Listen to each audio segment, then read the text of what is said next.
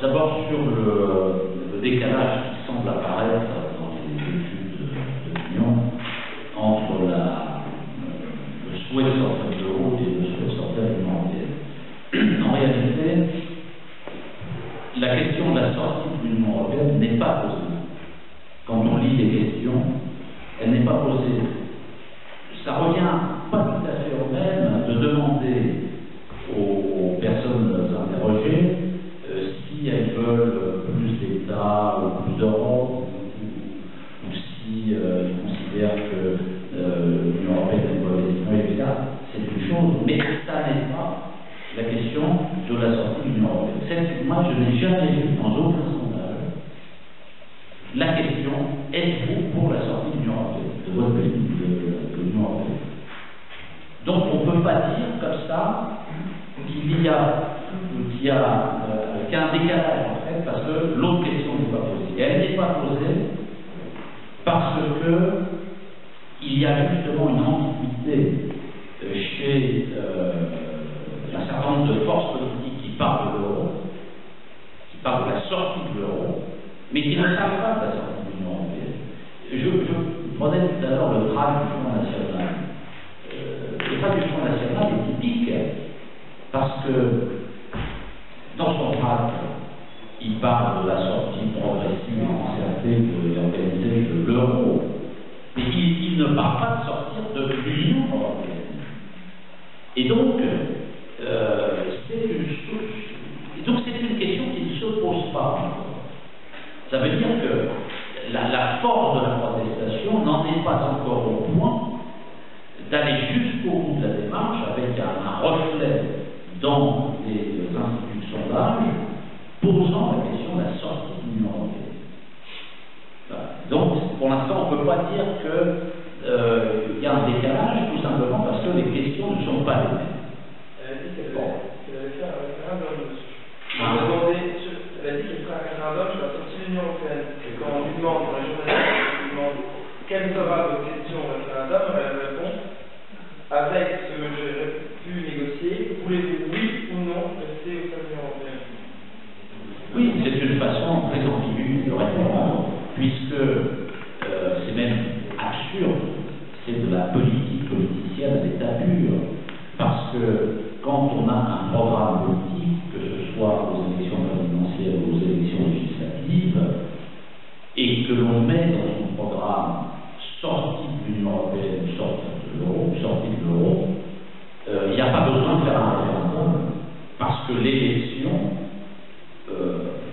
permet de légitimer le programme. Les gens sont élus pas sur leur bonne ligne, simplement, mais sur leur programme. Et donc, si le Front National voulait sortir vraiment de l'euro et de l'Union européenne, il ne dirait pas je vais faire un référendum, il dirait voilà mon programme. Si je suis élu, voilà ce que je vais faire. Et donc, ça retourne, en effet, à cette ambiguïté. Ensuite, sur Mélenchon qui dit, c'est pas nouveau, le PCF, la délégation du PCF dit la même chose, la BCE va prêter aux États, va prêter directement.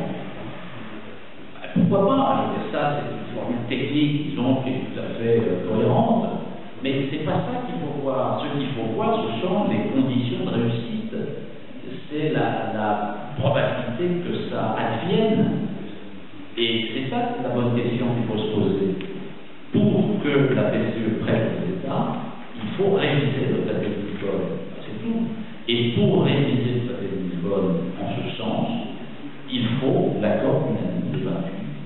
Est-ce que c'est aujourd'hui crédible? Non, ça n'est pas fait. Et plus grave, ça veut dire que toute la stratégie de Mélenchon repose sur une hypothèse dont la probabilité qu'elle advienne est quasiment nulle.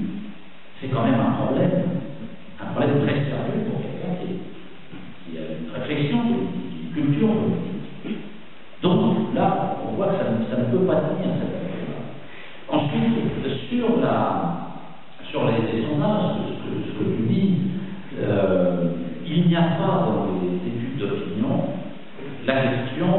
les questions pourquoi êtes-vous pour la sortie de l'euro, pourquoi êtes-vous contre la sortie de l'euro. C'est vrai que c'est une lacune.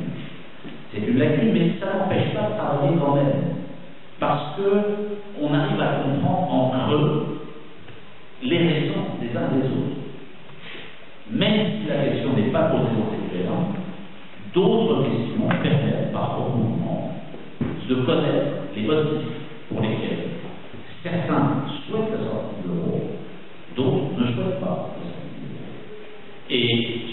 souhaitent la sortie de l'euro, on voit qu'il y a une typologie de raisons. C'est la question de l'emploi, c'est la question du pouvoir d'achat, c'est la question de l'identité de la souveraineté. Et ce sont les arguments principaux. Les gens qui veulent rester dans l'euro, c'est le fait qu'on ne peut pas s'en sortir seul, c'est le fait qu'on peut aujourd'hui voyager librement, en effet, chose étonnante, c'est un argument de faible amplitude baissière et dentaire. D'ailleurs, quand vous allez sur le site de la Commission européenne, toute la série de propagande pour justifier, dans la propagande pour justifier l'intérêt de l'euro, ça commence par ça justement. Ça commence par, grâce à l'euro, on peut voyager. Ce qui est archi-faux, parce que certes, les frais de transaction, les frais de change, les commissions de change ont été supprimés entre les monnaies, mais les frais de retrait dans les distributeurs de billets, eux, aller à l'étranger, retirer des euros dans la zone euro, retirer un distributeur de billets des euros, vous allez voir comment vous allez être massacré. C'est-à-dire ce qui a été éliminé d'un côté a été plus que surajouté d'un autre côté. Donc même cet argument est nul, il ne repose sur aucune réalité. Alors, sur le pourquoi certains en gauche sont contre la sortie de l'euro, on connaît la réponse. Le débat a permis de donner la réponse. Les arguments qui sont avancés en premier, le premier argument, c'est la question chez un certain nombre de militants communistes et de militants du Parti gauche. Je ne parle même pas des directions, là je parle des camarades. C'est sur la nation, c'est-à-dire pour des communistes qui ont traversé des périodes difficiles, qui ont été battus, parce que beaucoup de communistes sont des personnes qui se sont battues. Ils ont été battus par l'histoire. L'écroulement du système soviétique, du Front soviétique, et l'affaiblissement considérable des partis communistes à l'ouest du parti, singulièrement du parti communiste français. Donc il y a un sentiment de défaite. Et ce sentiment de défaite est interprété notamment par le fait que le mouvement communiste a donné trop de poids à la nation. Et que c'est une des causes, c'est comme cela qu'ils expliquent certains la chute. Et par conséquent, il ne faut plus valoriser la nation. La nation est porteuse de risques de guerre, de nationalisme, etc. Donc, il ne faut pas revendiquer la souveraineté nationale. Et sortir de l'euro, sortir de l'Union européenne, c'est reprendre en main la souveraineté. Donc, il y a cette première raison. Il y a une deuxième raison qui est liée à l'État, particulièrement pour les communistes et les marxistes, qui ont un commerce difficile avec l'État. Et ce qui, là aussi, c'est exactement la même logique. Le système soviétique s'est écroulé, notamment par la confusion entre le parti et l'État, par un État tentaculaire, par la propriété des moyens de production par l'État, etc. Un rôle hypertrophié de l'État. Donc, il faut revenir à une interprétation de Marx qui est tout à fait contestable, et qui est celle du dépérissement de l'État, c'est-à-dire une mauvaise assimilation du marxisme, dépérissement de l'État, et donc on voit surgir à nouveau l'idée du dépérissement de l'État. Moi je dis beaucoup de choses qui viennent des différentes sensibilités communistes, et je vois sur pour le côté des refondateurs, qui s'appelle maintenant l'association des communistes militaires, par exemple, qui développe une argumentation sur le dépérissement de l'État, alors que les gens demandent plus d'État dans le sens de l'État comme instrument de la souveraineté du peuple, pour briser les féodalités, pour assurer la solidarité et la cohésion de la communauté politique. Et enfin, on pourrait ajouter à tout cela la question de la forme parti, parce que les partis, notamment les partis communistes, étaient trop organisés, trop centralisés, et c'est une des raisons pour lesquelles cette rigidité, semble-t-il, a été critiquée, condamnée, battue par les auteurs. Et donc aujourd'hui, il y a des débats qui n'ont pour moi ni queue ni tête sur la forme parti, c'est l'expression qui est utilisée, la forme parti. Il faut plus de partis, il faut des réseaux, il faut des formes molles, comme les montres de Salvatore Dali, et c'est exactement ce qu'il y a dans la tête d'un certain nombre de communistes et de gens du parti de gauche qui, eux, ont une expérience politique socialiste, puisqu'ils étaient au PS. Et alors, eux, je pense que pour la tradition issue du PS, ceux qui sont obligés, je pense qu'il y a la question du fédéralisme. Fédéralisme qui repose sur des bons sentiments, il n'y a aucun doute là-dessus, mais en même temps une naïveté politique totale. Donc je pense que les causes on les connaît, il y a ça, plus après, mais ça, ce débat, en fait, il n'est pas vraiment abordé.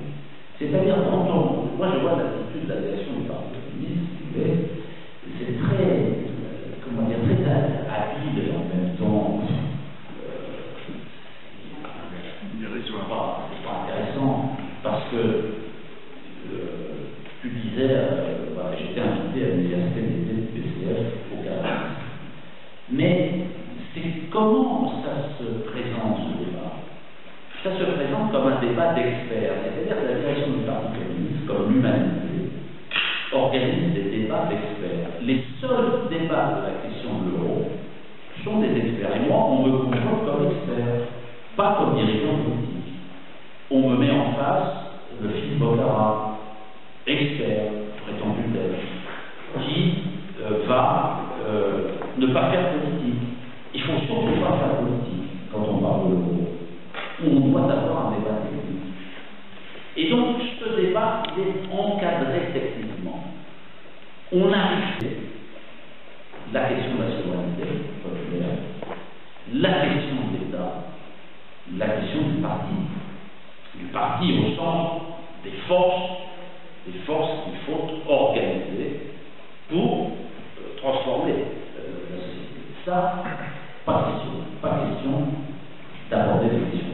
Et donc, on va aborder et on va donner beaucoup la parole dans la presse, dans le MAC, etc., aux aspects techniques, c'est-à-dire, attention, si on sort de l'euro, il y aura dévaluation, et donc la dévaluation, c'est la guerre monétaire, il y aura plus de solidarité, il y aura conflit, etc. C'est la baisse des salaires des travailleurs, patati, patata.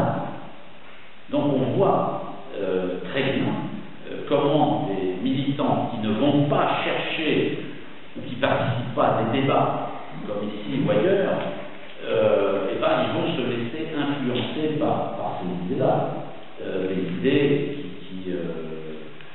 de base. Mais c'est comme ça, parce que c'est vrai qu'il y a un certain niveau de complexité.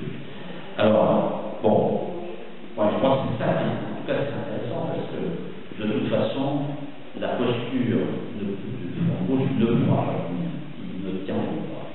Tout ça, ça va sous la pression interne et externe, ça devra, c'est en train de bouger et tomber sur le rassemblement des forces, c'est clair. Oui, nous avons fait déjà il y a 1 an et demi un colloque à l'Assemblée nationale où on avait débattu avec, on avait invité Todd, Sapir, Lordon, Cassel, il y avait moi également, et on avait débattu la question de l'euro. D'ailleurs, c'est très intéressant de réécouter 2 ans après l'évolution de la pensée des uns et des autres, parce qu'on a tous bougé, c'est très intéressant. Et nous prévoyons, je termine là-dessus, le 5 avril 2014, un colloque international sur la sortie de l'euro et de l'Union européenne, où nous allons inviter le maximum de personnalités progressistes et d'organisations progressistes qui sont en faveur de la sortie de l'Union européenne et de l'euro, pour montrer que la démarche dans laquelle nous sommes inscrits internationaliste, une démarche qui s'inscrit dans une vision de l'ordre mondial qui n'a rien à voir avec le nationalisme, le souverainisme que certains nous prêtent. Pas du tout. Donc, c'est là un niveau qu'on est en train de faire, on est en train de prendre des contacts avec des tas de gens à l'étranger, et on va voir si on y arrive ou si on n'y arrive pas, mais en tout cas, c'est la trajectoire sur laquelle là nous sommes Pourquoi le joue, ça? Ce sera à Paris. Alors on a demandé la grande salle de l'Assemblée nationale, pas les listes, hein, mais la salle dans laquelle on a déjà fait, mais symboliquement, alors on a demandé ça à un député communiste de nous réserver la salle, puisqu'il faut passer par un député. On va voir, c'est intéressant qu'un député communiste réserve cette salle. S'il ne le fait pas, on trouvera une salle